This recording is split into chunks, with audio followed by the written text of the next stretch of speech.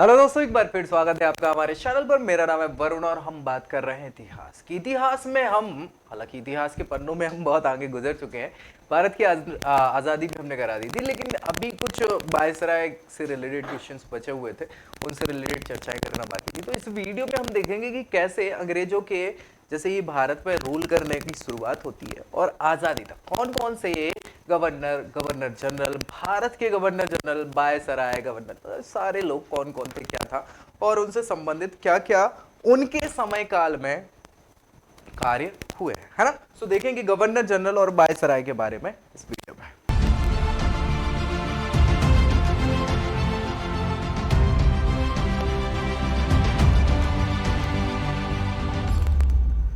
चलिए स्टार्ट कर लेते हैं भाई।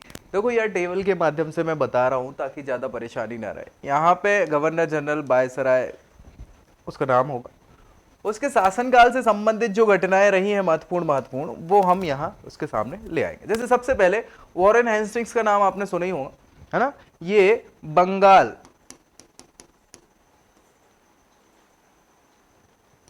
में गवर्नर बन के आते हैं, है ना। फिर इनको गवर्नर जनरल दे दिया जाता है नाम। क्या नाम? गवर्नर जनरल, है ना। क्योंकि जब रेगुलेटिंग एक्ट आता है तो बंगाल के जो गवर्नर है उसको गवर्नर जनरल बना दिया था, और उसके अलावा जो प्रांत थे ना, बंबई और मद्रास, उन गवर्नर को इनके अधीन कर दिया था। तो वॉरेन हेस्टिंग्स पहले ऐसे व्यक्ति थे जिन्हें गवर्नर जनरल बनाया गया था, ठीक है। इनके समय में ही रेगुलेटिंग एक्ट आता है 1773। पिट्स इंडिया एक्ट आता है, जो पिट लेके आए थे, ब्रैड पिट नहीं, राजा पिट थे, ठीक है। 1974 में रोहिंग्या युद्ध भी हुआ था। इसके अलावा 75 से 82 तक पहला मराठा युद्ध, और 82 में ही सालवाई की संधि होती है मराठाओं के साथ। 80 से 84 तक दूसरा मैसूर युद्ध होता है, जिसमें 82 में हमने डिस्कस किया था, हैदर अली एक्सपायर हो जाते हैं, ठीक है, टीपू सुल्तान। इसके बाद लॉर्ड कार्नवालिस, ये भैया इंपॉर्टेंट व्यक्ति है। हालांकि देखो पिछले वाले जो थे वॉरेन हेस्टिंग, ये सीधा सीधा इनके क्वेश्चन पूछे जाते हैं, इसलिए याद रखना। इन पे अभियोजन चलाया गया था, भ्रष्टाचार का आरोप लगाया गया था मुंबई में, इन पे महाभियोग भी चलाया गया था, मुंबई नहीं सॉरी लंदन में, है ना। चले फिर भैया लॉर्ड कार्नवालिस इसलिए इंपॉर्टेंट है क्योंकि इनने बहुत सारे काम कराए। क्या क्या है? 86 से 93 का इनका समय काल है।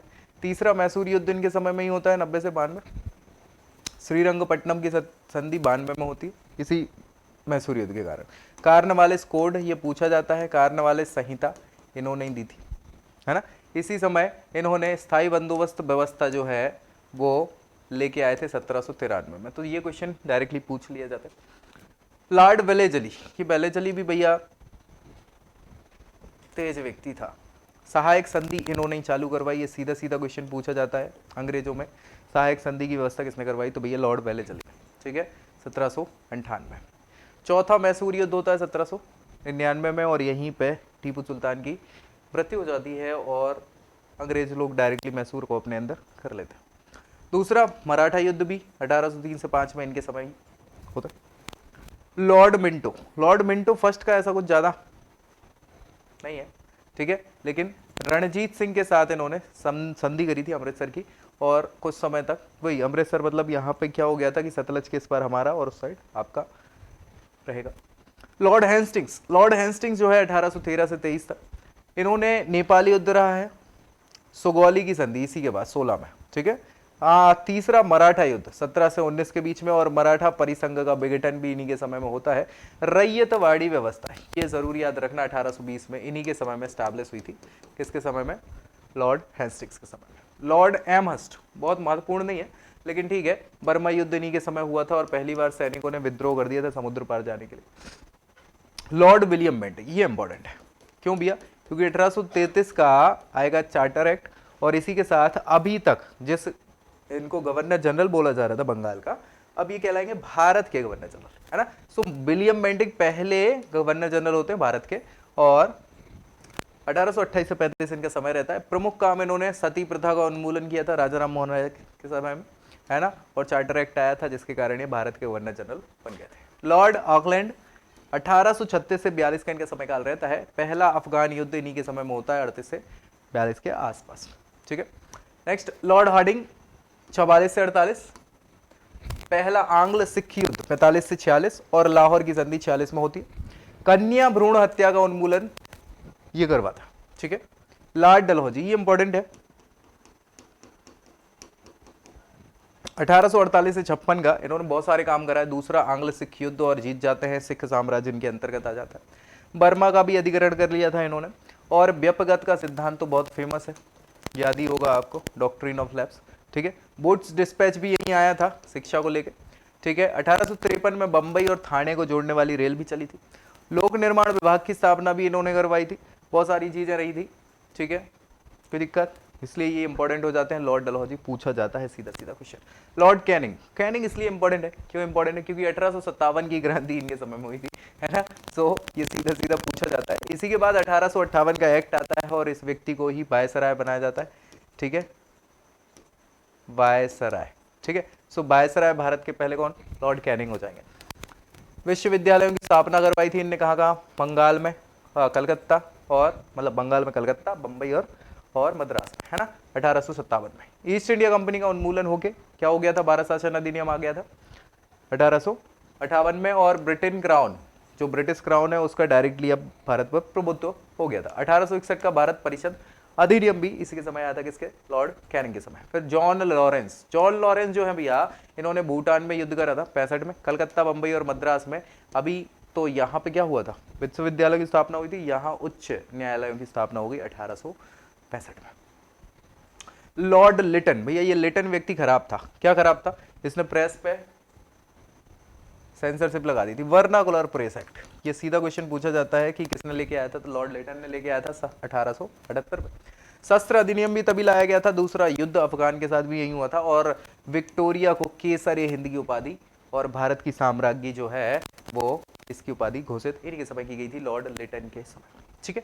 लॉर्ड रिपन ठीक ठाक व्यक्ति था, अच्छा व्यक्ति था, अच्छा इन द सेंस कि चलिए बहुत सारे अच्छे काम करे उसने। वर्नाकुलर प्रेस एक्ट खत्म करवा दिया, है ना, प्रेस का मुक्तिदाता।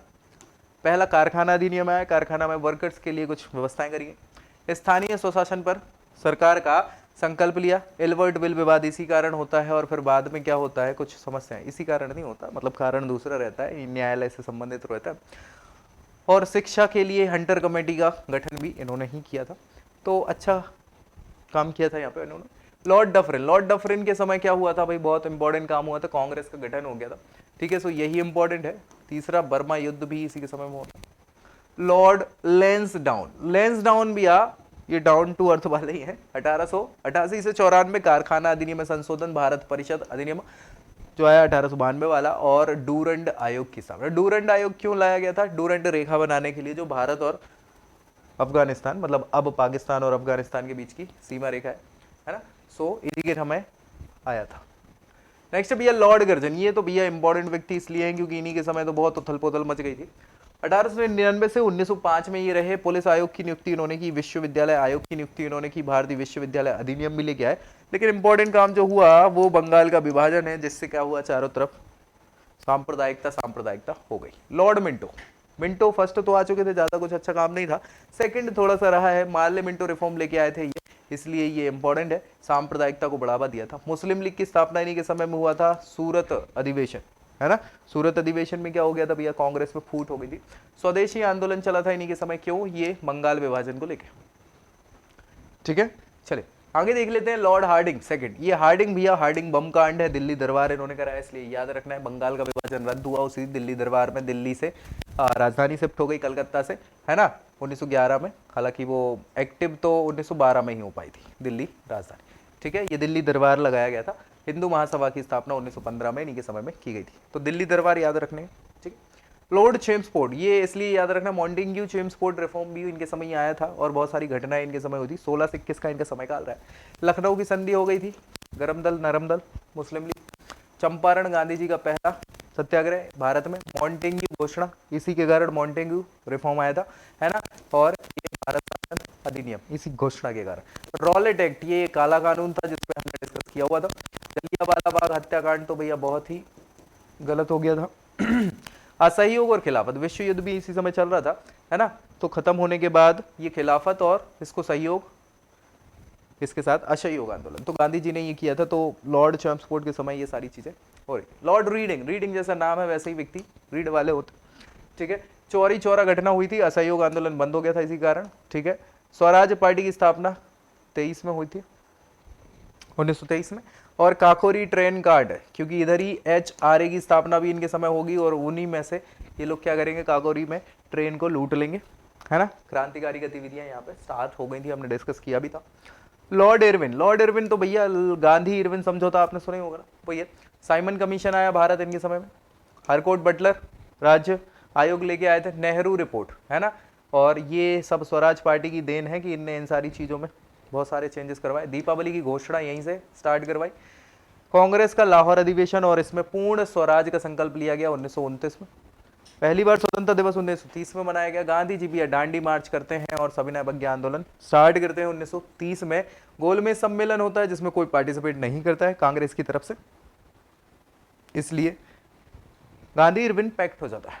चलिए, इरविन चले जाते हैं, लॉर्ड विलिंगटन आ जाते हैं। कौन आ जाते हैं? Lord Willingdon. 1931 से 1936 तक तो सांप्रदायिक अधिनिर्णय, वो सांप्रदायिक पंचायत लेके आए थे भैया, है ना। अरे हाँ हाँ ठीक है, 1932 में ये रैमजे मैकडॉनल्ड लेके आते हैं।